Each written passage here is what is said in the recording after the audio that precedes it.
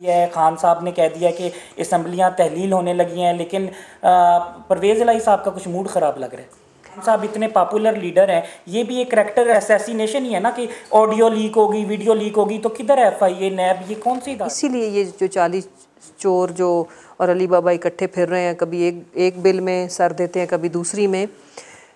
ऐसा आपको लगता है कि जनरल बाजवा साहब ने इनको मुसल्लत की है? इज़्ज़त भी शर्माती है इन लोगों के नाम के साथ अटैच होते हुए। राना सनाउल्लाह बाइज़्ज़त बरी, सुलेमान शहबाज, सारे गारी की सियासत। He is the most irrelevant person in terms of vote. Punjab में उनकी क्या सियासी हैसियत है, क्या सियासी औकात है, सिवाय किसी के घर में आने जाने के या बिलावल हाउस में आने के। खो मकसद पाकिस्तान को बचाना है, क्या इन चोरों के हाथों में दे देंगे? इस वक्त मकसद सियासत करना है ही नहीं।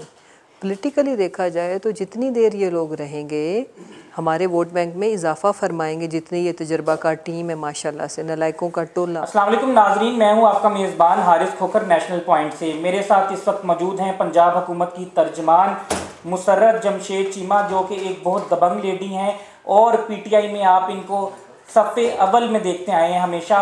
और मैं आपको ये बात बताता चलूँ कि जैसे कि 2 दिन से मीडिया, इलेक्ट्रॉनिक मीडिया पे एक हाइप बनी हुई है कि परवेज़ इलाही साहब ने जो है कुछ बातें की हैं, उनके बारे में मैडम से मैं पूछूंगा कि इसमें कितनी सच्चाई है और क्या परवेज़ इलाही जो हैं वो खान साहब के साथ हैं या तो फिर जरदारी और शहबाज शरीफ की भी मीटिंग हो रही है लाहौर में।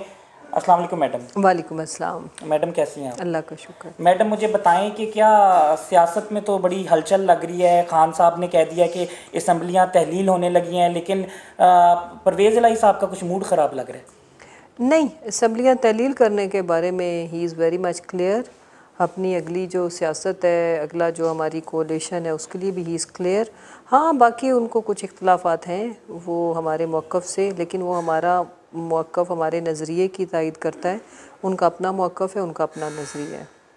अच्छा मैडम, आपको क्या लगता है कि जब एक दफ़ा पंजाब से और वफाक से हुकूमत चली गई थी, फिर इलेक्शन करवाए गए, आप लोगों को फ़तह हुई, इमरान खान साहब को तारीख़ी फ़तह हुई और आप लोगों के कैंडिडेट जो हैं विन किए, और फिर जवान जो है फिर से मछली मंडी बन गया और परवेज़ इलाही साहब को जो है नॉमिनेट किया गया, लेकिन क्या तब भी तहफ़्फ़ुज़ात थे?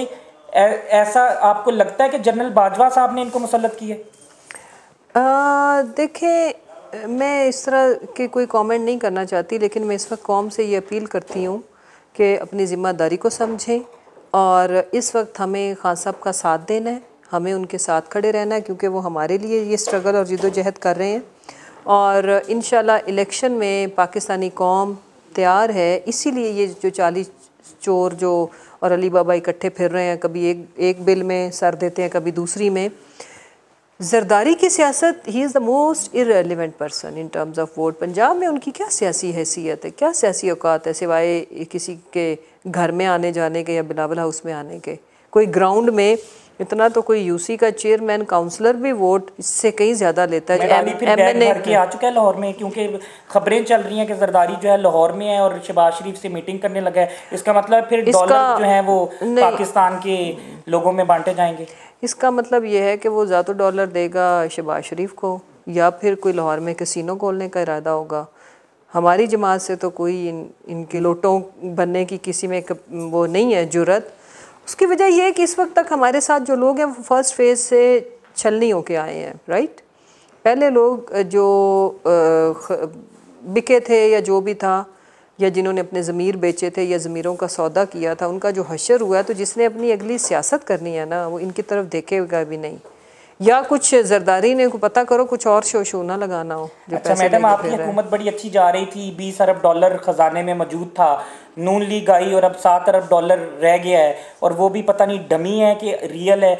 आगे अब अगर इलेक्शन में दोबारा आप लोग कामयाब हो जाते हैं, हुकूमत बनाते हैं, तो अगर ये 7 अरब डॉलर भी पूरा ना निकला और 2 अरब डॉलर निकला, तो ऐसे मौके पे हुकूमत करना ठीक होगा? क्या मुल्क को संभाल लेंगे? फिर पॉपुलैरिटी इतनी चढ़ी हुई, क्या अगर ना संभाल पाए तो गिर नहीं जाएगी? देखो, मकसद पाकिस्तान को बचाना है, क्या इन चोरों के हाथों में दे देंगे? इस वक्त मकसद सियासत करना है ही नहीं। पॉलिटिकली देखा जाए तो जितनी देर ये लोग रहेंगे हमारे वोट बैंक में इजाफा फरमाएंगे, जितनी ये तजर्बाकार टीम है माशाल्लाह से, नलायकों का टोला।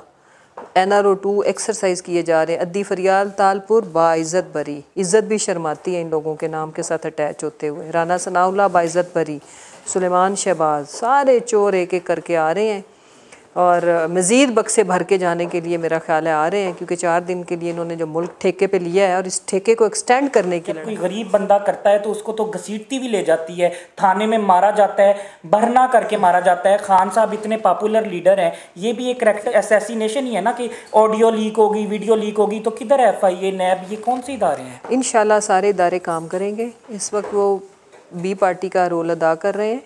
एक इदारा तो इनका विंग बन चुका है इलेक्शन कमीशन, जिस तरह से उनको इन चोरों की, इन करप्ट माफिया की कोई चीज़ भी नज़र नहीं आती और वो नोटिस पे नोटिस हमें सर्व कर रहा होता है हर वक्त। इंशाल्लाह पाकिस्तान ठीक होगा। जिस नहज पे पहुंच गया इससे आगे तो जा ही नहीं सकती मज़ीद तबाही और बर्बादी। अब इसने रिवर्स होना है, बेहतरी की तरफ जाना है। लेकिन सवाल फिर ये है कि हकीकी वारिस अलर्ट रहें, पाकिस्तान का पैरा दें। पाकिस्तान के कीमती लीडर हैं, कीमती शख्स हैं हम सब के लिए इमरान खान साहब, उनके साथ। मैम आखिरी सवाल बिल्कुल शॉर्ट, मुझे ये बता दें कि शहबाज शरीफ हुकूमत में आया था, एक यू टर्न कह लें कि शॉर्ट टर्न कह लें या जो मर्ज़ी, जैसे कि राब्ते लंदन में जारी थे नवाज शरीफ के, जनरल बाजवा के, आकर उनका एजेंडा सिर्फ ये नहीं था कि पाकिस्तान को संवारना है, उन्होंने अपने सारे करप्शन के केसेस ख़त्म करवा लिए हैं, DG नैब चेंज कर दिया। इस वक्त वो बिल्कुल समझ लें कि बाइज़्ज़त बरी हो चुके हैं हर केस में। इमरान खान साहब दोबारा आएंगे तो क्या ये केस दोबारा बनाए जाएंगे? वो जो नहीं, केस इस तरह से नहीं होता। इंशाल्लाह सबसे पहले तो हम लेजिस्लेशन करेंगे ना। इन्होंने कानून साजी इस तरह की कर ली है कि जिसमें करप्शन अलाउड कर दी है, ये मसला हुआ है। उन चीज़ों को ठीक करके, अमेंडमेंट्स करके, इदारों में रिफॉर्म्स करके, फिर रूल ऑफ लॉ के अंदर सारी चीज़ें, मैंने आपको बता दिया कि जो ममालिक अमीर तरीन है वहाँ पे रूल ऑफ लॉ का जो इंडेक्स है that is eight highest level. जहाँ पे गुर्बत है, ये हमारे मुल्क के जो हालात हैं वहाँ पे ये तो एक चीज़ के अंदर है कि कानून के ताबे करना। और जिस दिन हमने कानून के ताबे कर लिया ना, कोई माई का लाल सिग्नल भी नहीं तोड़ेगा।